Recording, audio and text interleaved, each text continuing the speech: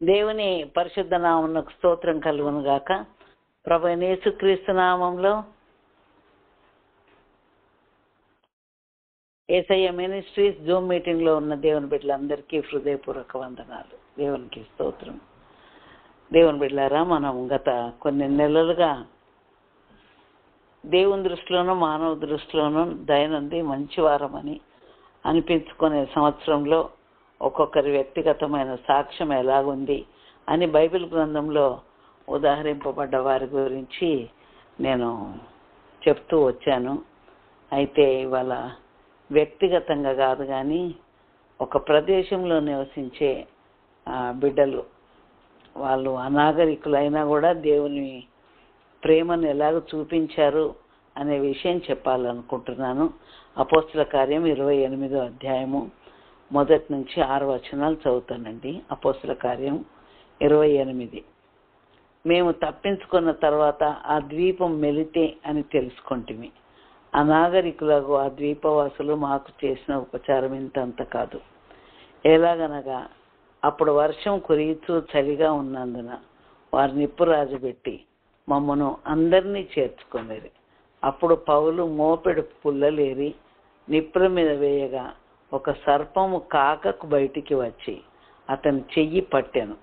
ఆ ద్వీపవాసులు ఆ జంతువు అతని చేతిని వేలాట చూచినప్పుడు, నిశ్చయముగా ఈ మనుషుడు నరహంతకుడు, ఇతడు సముద్రం నుండి తప్పించుకున్నను, న్యాయం అతన్ని బ్రతకనీయదని తమలో తాము చెప్పుకునేది. అతడైతే ఆ విష జంతువును అగ్నిలో జాడించి వాచునో లేక అతడు అకస్మాత్తుగా పడి చచ్చునో అని కనిపెట్టుచుండేది.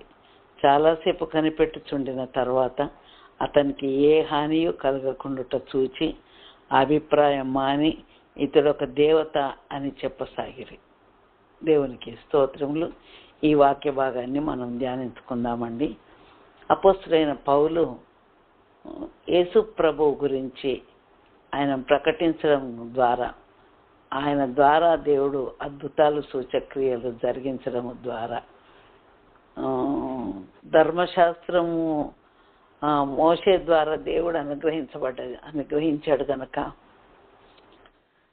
ధర్మశాస్త్రం గురించి నిష్ఠ కలిగిన వాడు గనక, ఈ క్రొత్త బోధ ఏంటి, ఈ క్రొత్త నిబంధన ఏంటి, యేసు ప్రభు ఏంటి అని చెప్పి తొందరగా ఆ యొక్క పాత నిబంధనను ప్రక్కకు పెట్టి క్రొత్త నిబంధనను పౌలు భక్తుడు అంగీకరించలేకపోయాడు.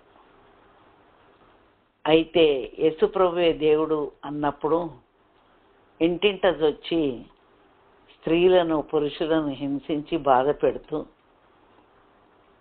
పత్రికలు తీసుకొని యెరూషలేము నుండి దమస్కు కూడా వెళ్ళాడు, అక్కడున్న వారిని కూడా హింసించడానికి. వెళ్ళినప్పుడు దమస్కు గేటు దగ్గర దేవుడు దర్శనమిచ్చి పౌలు భక్తునితో మాట్లాడాడు. సౌలా సౌలా, నీవేళ నన్ను హింసిస్తున్నావు? అప్పుడు సౌలు అన్నాడు, ప్రభువా నీవెవడవు అంటే, నేను నీవు హింసించుతున్న యేసును అని చెప్పడం జరిగింది. అయితే నేను నీవు హింసించుతున్న యేసును అని దేవుడు దర్శనం ఇవ్వగానే సౌలు తన హృదయాన్ని మార్చుకొని యేసు ప్రభు దేవుడని అంగీకరించి ఆయనను గురించి ప్రకటించడం మొదలుపెట్టాడు. తద్వారా అనేకులు యేసు ప్రభువును అంగీకరిస్తూ ఉంటే, యేసు ప్రభువు పౌలు ద్వారా అద్భుతాలు సూచక్రియలు జరిగిస్తూ ఉంటే అది సహించలేక అతన్ని కొట్టి హింసించి అతన్ని జైల్లో వేసి అలాగూ బాధ పెట్టారు. ఆ సందర్భాలన్నీ అపోస్తల కార్యంలో మనం చూడవచ్చు. అయితే దేవుని నిమిత్తము, అతడిచ్చిన సాక్ష్యం నిమిత్తము, అతడు ప్రకటించిన విషయాన్ని గురించి ఈ యొక్క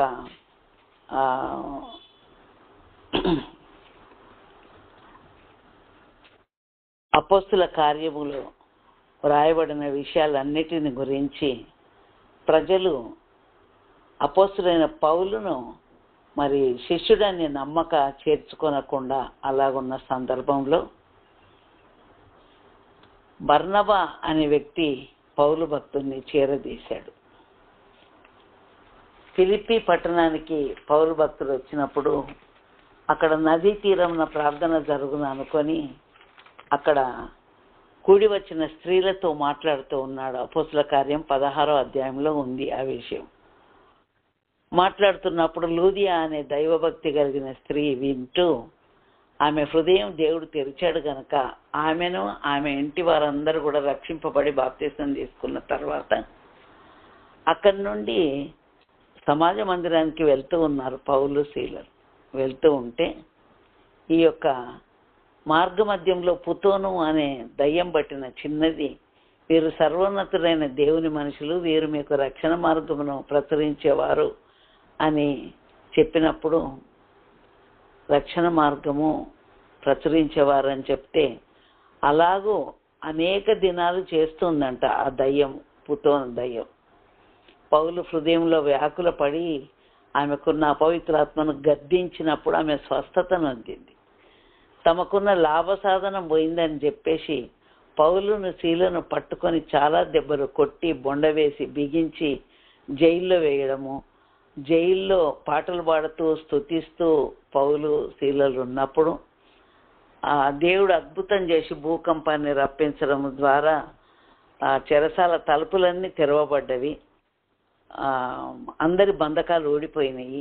అప్పుడు చెరసాల నాయకుడు ఖైదీలందరూ పారిపోయినరేమో అనుకొని తనకు తాను స్వహత్య చేసుకొని చంపుకుందాం అనుకున్న సమయంలో, నీవు ఏ హాని చేసుకోవద్దు, మేమందరం ఇక్కడే ఉన్నాం అని పౌలు శీల చెప్పడం ద్వారా చెరసాల నాయకుడు అర్ధరాత్రి వేళ మరి మారు మనసు పొంది రక్షింపబడి బాప్తిసం తీసుకోవడము, అతడు అతని ఇంటి వారందరూ కూడా రక్షింపబడము, ఈ విషయాలన్నీ 16వ అధ్యాయంలో మనం చూడొచ్చు అపోస్తుల కార్యంలో.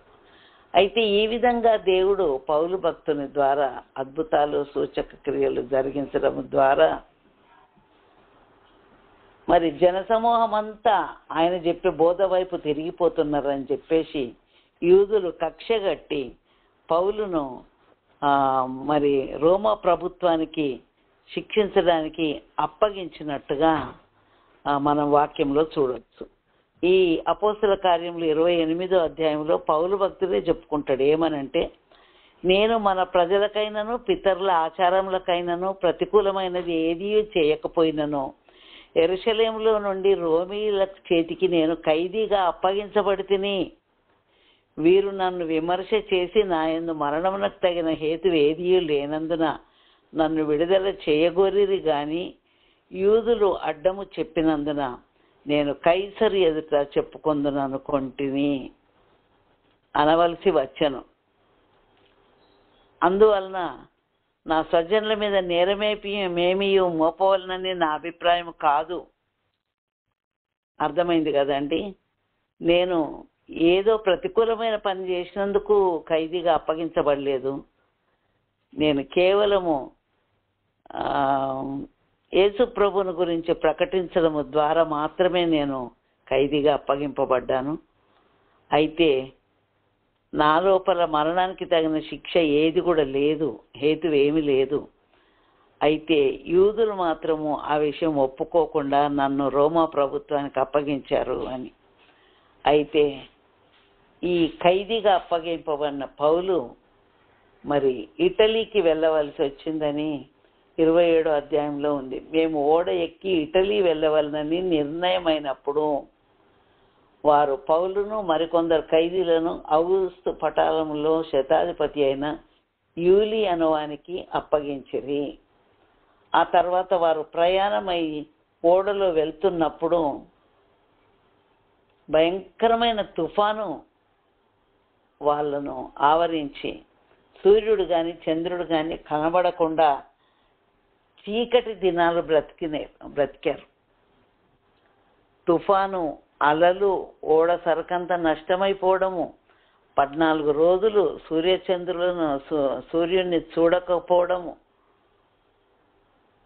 ప్రజలకు బ్రతుకుతామనే ఆశ లేకపోవడము, అలాంటి స్థితిలో వారు తప్పించుకొని ఎలాగో ఒకలాగా మెలితే అనే ద్వీపంలో పడిపోయారండి. అది 28వ అధ్యాయం ఇప్పుడు నేను చదివింది. దీనికి ముందు 27వ అధ్యాయము ముందు కొంచెం చదువుతున్నా 2 వచనాలు.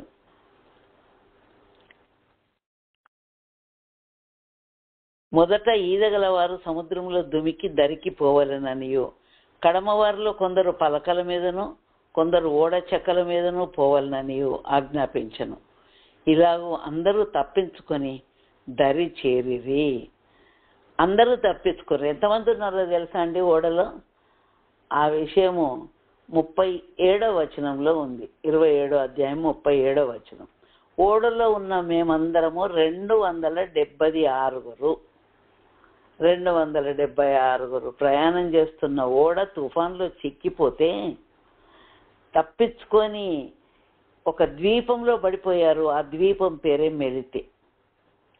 ఆ మెలితే ద్వీపవాసులు చాలా అనాగరికులు. 2వ వచనంలో ఉంది, అనాగరికులకు ఆ ద్వీపవాసులు మాకు చేసిన ఉపచారము ఇంతంత కాదు. ఎలాగనగా వర్షము కురీచు చలిగా ఉన్నందున వారు నిప్పు రాజబెట్టి మమ్మల్ని అందరినీ చేర్చుకొనిరి. సరే, పౌలు భక్తుడు మోపెడు కట్టెపుల్లలు ఏరి ఆ నిప్పుల మీద వేసినప్పుడు ఆ వేడికి ఆ కాకకు సర్పం బయటకు వచ్చి పౌలు భక్తుని చెయ్యి పట్టింది. అప్పుడు అక్కడ ఉన్న ప్రజలందరూ అంటున్నారు, ఈయన తుఫాను తప్పించుకొని సముద్రం తప్పించుకొని వచ్చిండు కానీ న్యాయదేవత ఇతన్ని బ్రతకనియ్యదు.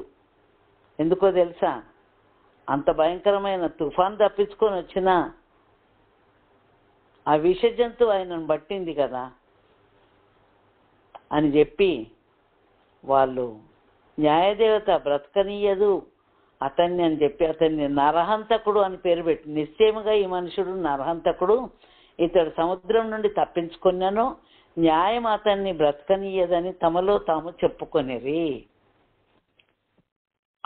అతడైతే ఆ విష జంతువుని అగ్నిలో జాడించి వేసి ఏ హాని పొందలేదు.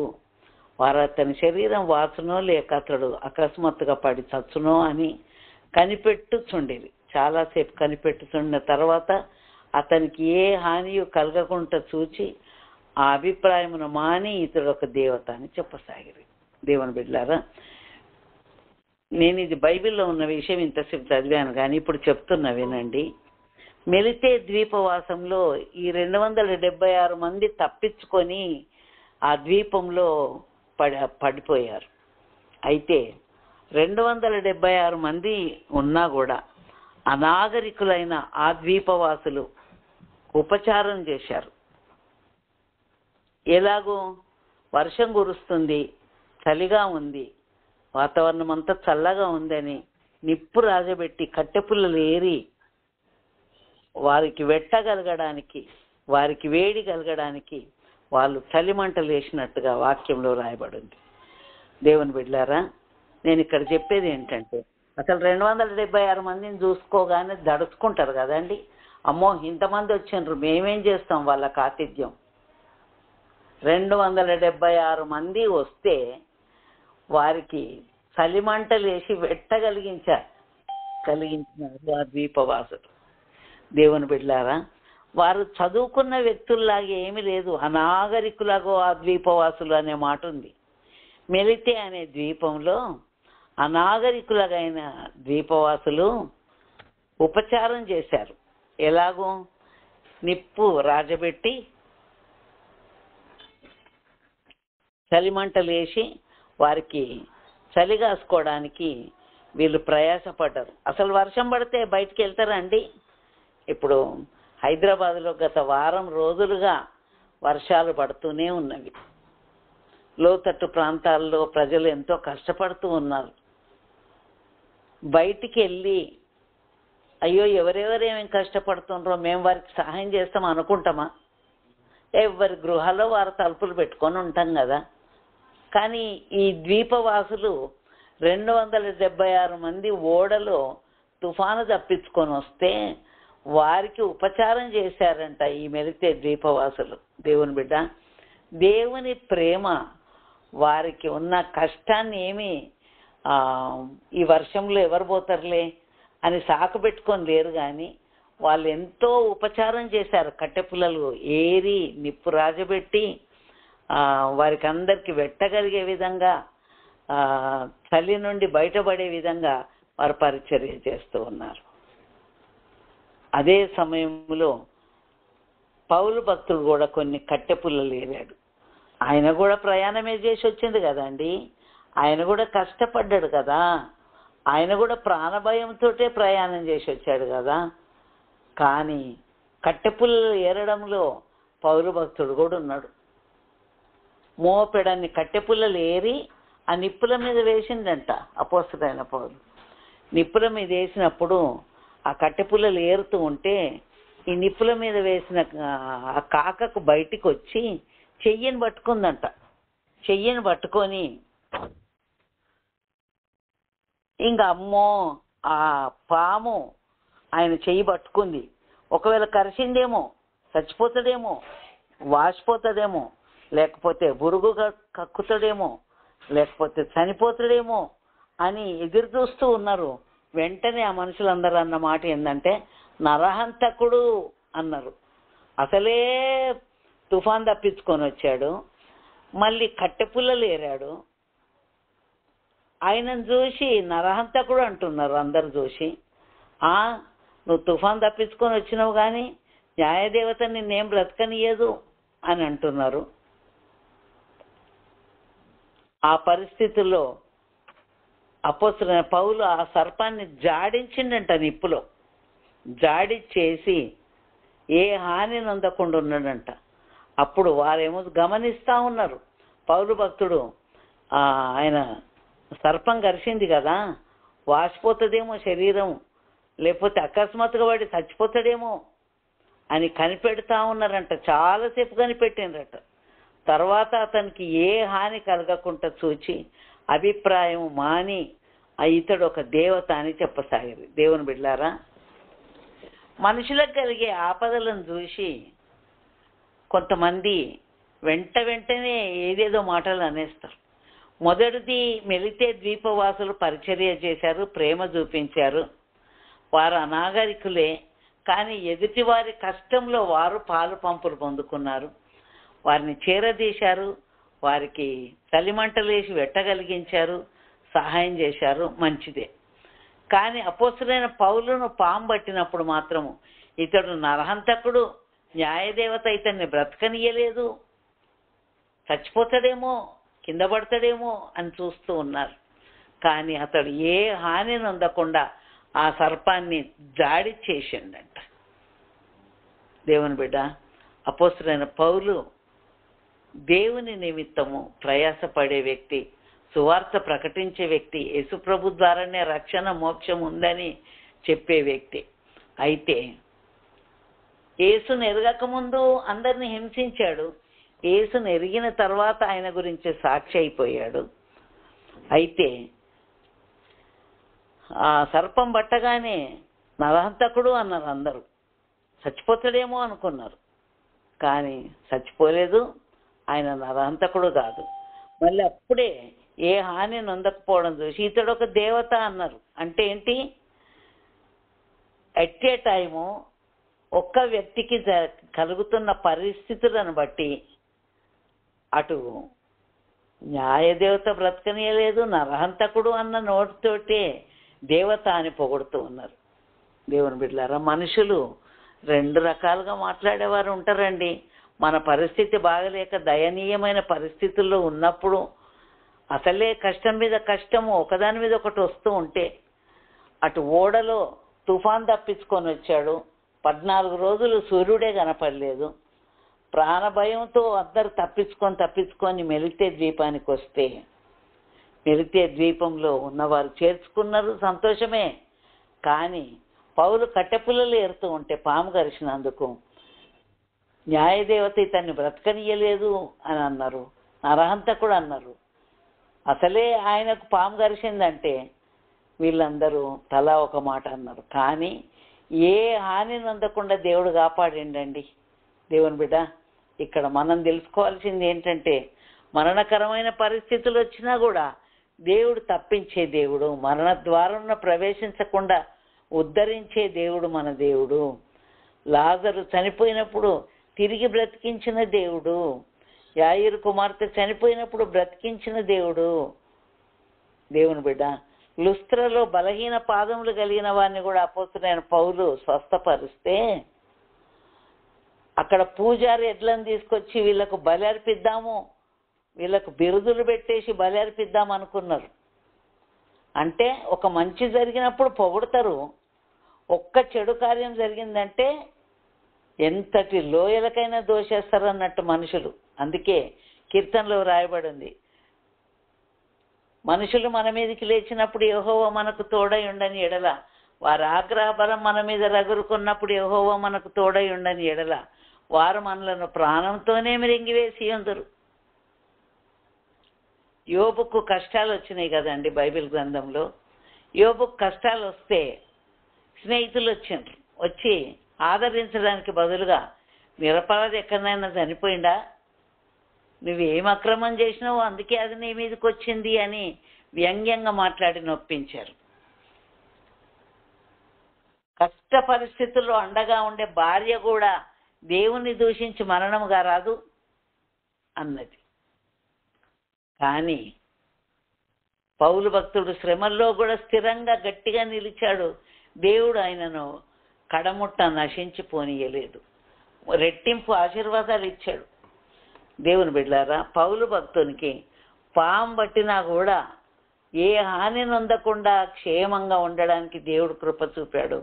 ఇదంతా చూసినటువంటి ఆ మెలితే ద్వీపవాసులు ఇతడు ఒక దేవత అన్నారు. ముందేమన్నారండి? నరహంతకుడు అన్నారు. ఇప్పుడేమంటున్నారు? దేవత అంటున్నారు. అక్కడ లుస్త్రలో బలహీన పాదములు గలవాన్ని బాగు చేసినప్పుడు కూడా వాళ్ళకు బిరుదులు పెట్టేసి వారికి పూలదండలేసి పూజారి ఎడ్లను తీసుకొచ్చి బలి అర్పిద్దామనుకున్నారు. అంటే మంచి జరిగితే ఎన్నైనా అంటారు, ఆకాశం మీదకి ఎత్తేస్తారు. ఒకవేళ జరగకూడదు ఏదైనా జరిగిందనుకో అధోగతి పాలు చేసేస్తారు. దేవుని బిడ్డ, రెండు రకాల మాటలు మాట్లాడేవారు నీ చుట్టూ ఉన్నారేమో, ఏం పర్వాలేదు, వెళితే ద్వీపవాసుల్లాగా ఉపచారం చెయ్యాలి. అనాగరికులైనా పర్వాలేదు, వారు ఎంత ప్రేమను కనపరిచారు అలాగ ప్రేమ చూపెట్టాలి, ఆతిథ్యం ఇవ్వాలి, చేర్చుకోవాలి. ఇవన్నీ దేవుడు మనకు చెప్తున్నటువంటి మాటలు. అయిన తర్వాత వారి కొరకు కట్టెపుల్లలేరి, వర్షం వస్తుంది కదా, మేము మా గదుల్లోనే ఉంటాం, మా ఇంట్లోనే ఉంటాం, వీళ్ళన్నీ ఎవరు చూస్తారు, ఈ జంజాట్లన్నీ మాకెందుకు, అట్లేం అనుకోలేదండి. మళ్ళీ వాళ్ళ అనాగరికులు అనే మాట రాయబడి ఉంది. అమ్మో, ఎంత నాగరికత పెరుగుద్దో అంత ద్వేషభావం పెరుగుతున్నాయి మనుషుల లోపల. అనాగరికులుగా ఉన్నప్పుడు వారికి ఉండే ప్రేమలు వేరండి. కానీ దేవుడు మనల్ని ఆశీర్వదించి అభివృద్ధి పరుస్తుంటే ఆ ప్రేమ కాస్త తగ్గిపోతుంది. ఎదుటి వారికి మేలు చేయాలా, సహాయం చేయాలా అనే తలంపు లేకుండా బ్రతికేస్తున్నాం మనం. దేవుని బిడ్డలారా, దేవుని బిడ్డలమైన మనము అలా ఉండకూడదు అని వాక్యం చెప్తుంది. ఈ అనాగరికులైన మెలితే ద్వీపవాసులు ఉపచారం చేశారు. అదే సమయంలో పౌలుకు ప్రమాదం కలిగినప్పుడు నరహంతకుడు అన్నారు. కానీ ఏ హాని నొందకపోవడం చూసి దేవత అని కూడా అన్నారు. కనుక నీకు ఆపదలు ఎదురైనప్పుడు ప్రభు నిన్ను చేర్చుకునేవారిని, నిన్ను ఆదరించేవారిని దేవుడిచ్చి వారిని నిలబెట్టి, అంటే మనం కూడా అలాగే ఉండాలా, కష్టంలో ఉన్న వారిని చేరదీయాలా, ఆపదలో ఉన్న వారిని ఆదుకోవాలనే దేవుడు చెప్తూ అట్ ద సేమ్ టైం నోటితోటి రెండు మాటలు మాట్లాడొద్దండి. ఒకే నోటితోటి దీవిస్తాము, మళ్ళీ అదే నోటితోటి శపిస్తాం కూడా. దేవదూతలు అన్నారు, కానీ ముందు నరహంతకులని కూడా అన్నారు. ఏ రెండు రకాల మాటలు మాట్లాడటం నీ చుట్టూ ఉన్నారా? ఏం కృంగిపోవాల్సిన పని లేదు, వాళ్ళు ఎటంగా అయితే అటు మాట్లాడతారు. దేవుని బిడ్డ, నువ్వేంటో నీ దేవునికి తెలుసు. నీకు మేలు చేయడానికి ఆయన సంసిద్ధంగా ఉన్నాడు. ఆయన హృదయపూర్వకంగా నరులకు విచారమైన బాధైనను కలగజేయడు అని విలాపవాక్యం 3వ అధ్యాయంలో. గనుక దేవునికి స్తోత్రములు. దేవుని బిడ్డలారా, దేవుని బిడ్డలమైన మనము ఈ మెలితే ద్వీపవాసులు ఎలాగో పరిచర్య చేసేవారుగా ఉన్నారో, ప్రేమను చూపించేవారుగా ఉన్నారో, అలాంటి ప్రేమ ఉపచారం కలిగిన వ్యక్తులంగా మనం ఉండాలి. అంతేకాకుండా ఏ వ్యక్తి గురించి తొందరపడి మాట్లాడకూడదు, తొందరపడి నిందలు మోపకూడదు, 2 రకాల మాటలు మాట్లాడకూడదు. పాము ఘర్షణను చూసి అయ్యో పాపం అనాలి కదండి. అయ్యో పాపం అనకుండా న్యాయదేవత బ్రతకనిస్తలేదు, నరహంతకుడు అన్నారు. శ్రమల్లో, కష్టాల్లో, ఇరుకుల్లో, ఇబ్బందుల్లో ఉన్నవారిని చూసి ఎట్లంటే అట్లా మాట్లాడకూడదండి. బైబిల్ మనకు నేర్పిస్తుంది. దేవుని బిడ్డ, కష్ట సమయంలో సహాయం చేసే దేవుడు మనతో ఉన్నాడు. అట్ ద సేమ్ టైం మన చుట్టూ ఉన్నవారు మనల్ని బాధ పెట్టేవారుగా ఉండొచ్చు, కత్తిపోటు వంటి మాటలు పలికి. కానీ ప్రభువు తప్పించి మేలు చేసి కాపాడే దేవుడు మనకున్నాడు. ఈ విషయం గ్రహించుకోవాలా. మరి ఈ అనాగరికులైన ద్వీపవాసులకు ఇంత మంచి పేరు ఎందుకు వచ్చింది? బైబిల్లో, పరిశుద్ధ గ్రంథంలో వ్రాయబడ్డది. అంటే వారు 276 మంది ఉన్నారులే, మేమేం చేస్తాంలే అంతమందికి అని తప్పించుకోలేదు. వాళ్ళకి ఏదో ఒక రకంగా వాళ్ళు చాలా కష్టాలు, శ్రమలు అనుభవించి వచ్చారు కదా, వాళ్ళకు మేలు చేయాలా, ప్రేమ చూపెట్టాలని వారు చలిమంటలు వేసి వారిని ఆదరించారు.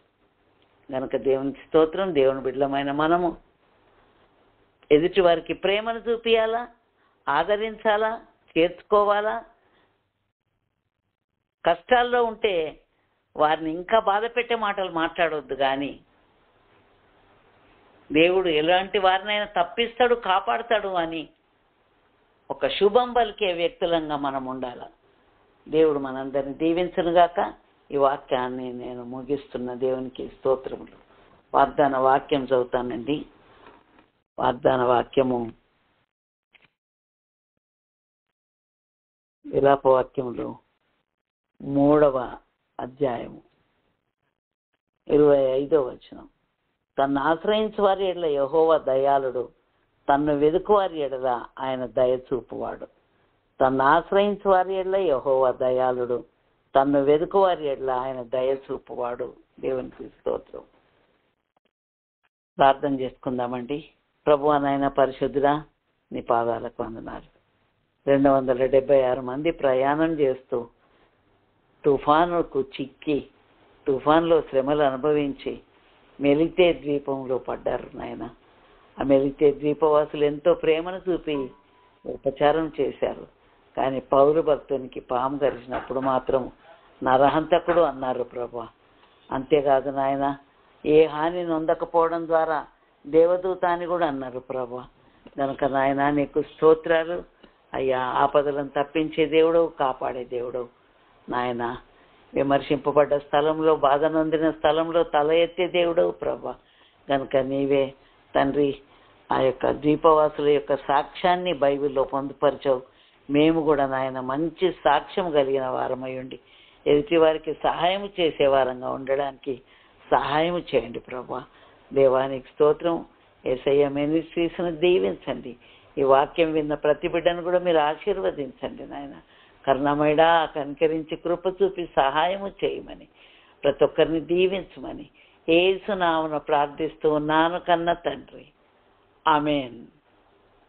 తండ్రి అయిన దేవుని ప్రేమయు, ప్రభు అయిన యేసుక్రీస్తు కృపయు, పరిశుద్ధాత్మ దేవుని నిత్య సమాధానము, సహవాసము, ఆదరణ, కాపుదల ఆయన సన్నిధిలో తలవంచిన బిడ్డలకు, సకల పరిశుద్ధులకు నిత్యము తోడయండి నడిపించును గాక. ఆమేన్.